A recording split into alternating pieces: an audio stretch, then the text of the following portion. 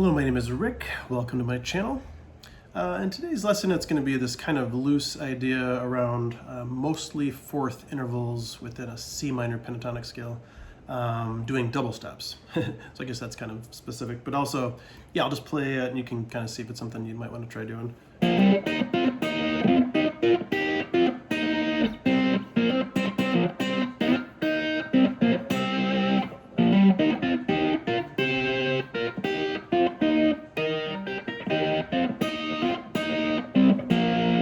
So yeah, just kind of interesting sound. I wouldn't probably use it exclusively that many times in a row. I think I'd probably do more of a lick, you know. Kind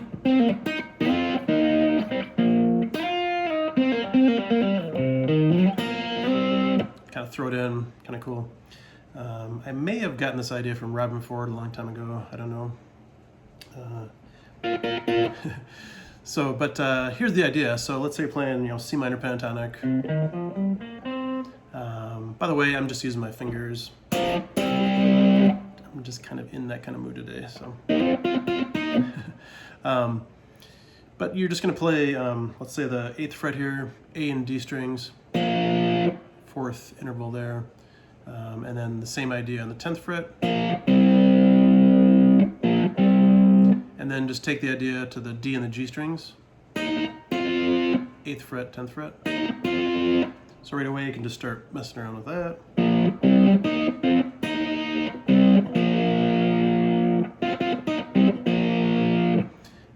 Where it gets interesting, let's say you go to the G and the B strings, 8th fret, you're still doing just like a, you know, bar, same idea.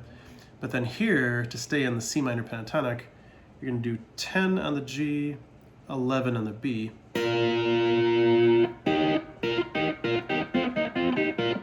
Which is kind of unique if you're not used to it. I think that's a little awkward, but you can see when I'm descending here, since I use these two fingers here, then I use it here also. But if I was doing that, I'd probably just use my 3rd finger. And then you can get to the high strings here, 8th fret, just bar, and then of course you can just bar the 11th fret. You can also go 13th fret, so you get these, those right there. Another cool one is, let's say you're here, just go 2 frets higher. I'm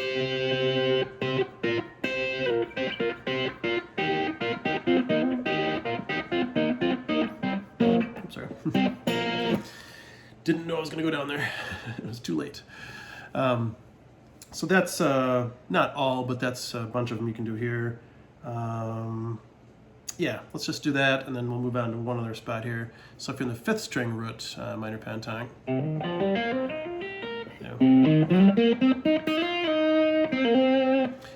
you could do, I think a good starting point may be kind of a similar visual pattern. Do the 3rd fret on the D and G, 5th fret. So that's kind of in a way similar to, you know, that kind of pattern up here, right? And then kind of like you had this kind of pattern, you can do that here and here. Now I probably wouldn't use those fingers. Well, maybe I do this one here sometimes. But I'd probably start here. So let's say 3rd fret on the G string, 4th fret on the B, and then you could either slide up to it as cool, or you could, sometimes I'll do that. That's kind of awkward.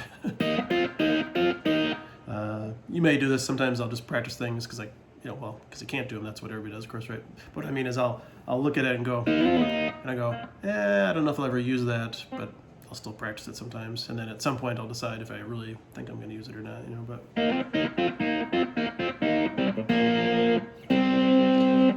So then another thing here is just connecting them. So if you're down here, got your C note, and you want to get to the 8th and 10th fret, think 3, 5, 8, 10. So you could kind of jam in that for a minute, you know.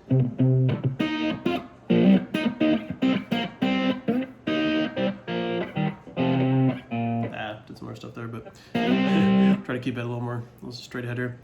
Yeah, because you can do, obviously you can do 2 notes, like double stops on any strings, anywhere. But yeah, just wanted to give you some kind of concrete idea to get going on this. And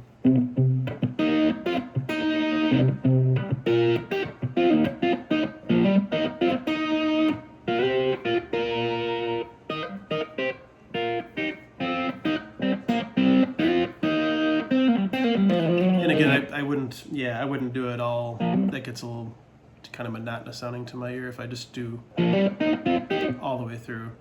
But if you're doing whatever, you know, just normal stuff. Let me try playing with a pick here too. See if I see what I do when I play with a pick. So if I was just doing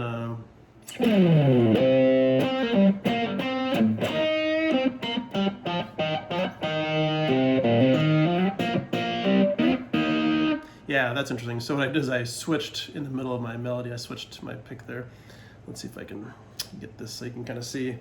Again, I'll try not to think too hard here, but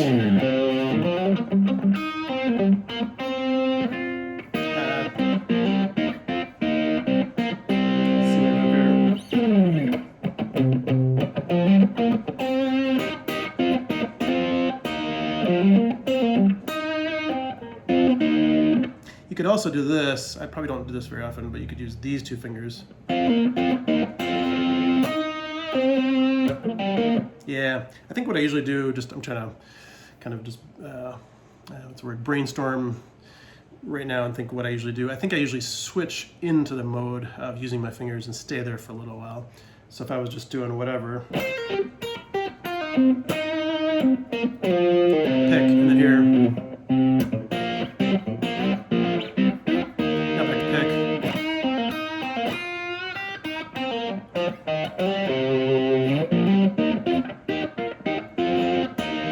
Yeah, that's probably more about what I would do. Not that you should do that by any means, but that's just maybe one take on it. So yeah, it's pretty cool. And then of course you can just, you know, change up the key. But I would be digressing if I went down that road.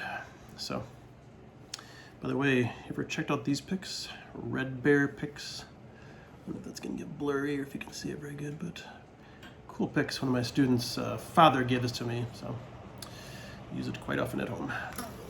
All right, hope you get something out of that lesson, and we'll see you soon. Thanks.